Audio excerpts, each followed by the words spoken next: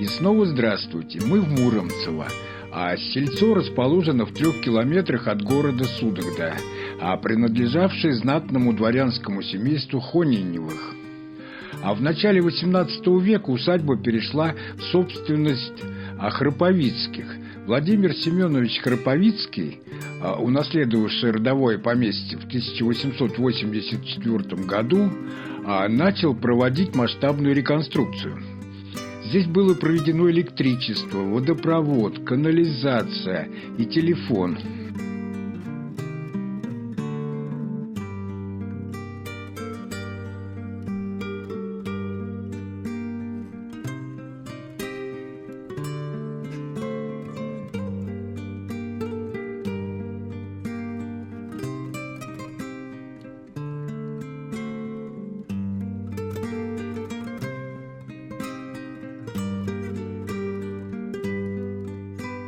Вокруг главного дома был разбит французский сад с растениями со всего света. Аллеи с диковинными деревьями, замысловатые каскады прудов с водопадами.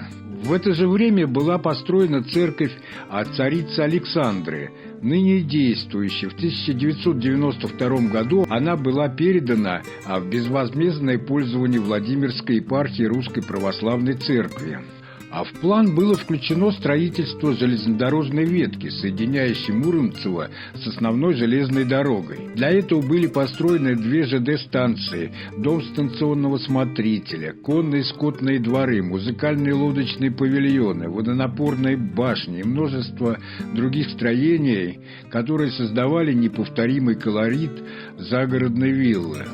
После революции 1917 года Храповицкий описал свое имущество и добровольно передал имение государству. А в 1921 году в здании главного дома открылся лесной техникум. С 2013 года усадьба Храповицкого была включена в состав Владимирско-Суздальского музея-заповедника, а после чего здание главного дома обнесли забором, у его входа поставили охрану, ну и, конечно, кассу.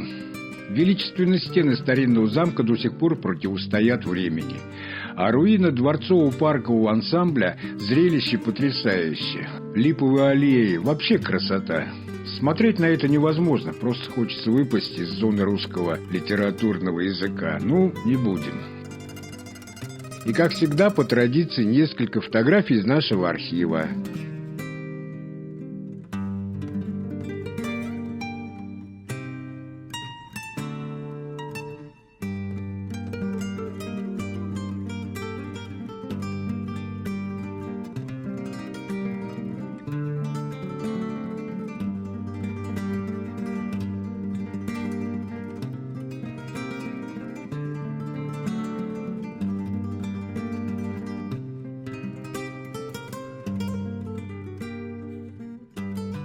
Ну что ж, всего вам доброго, а мы отправляемся куда-нибудь.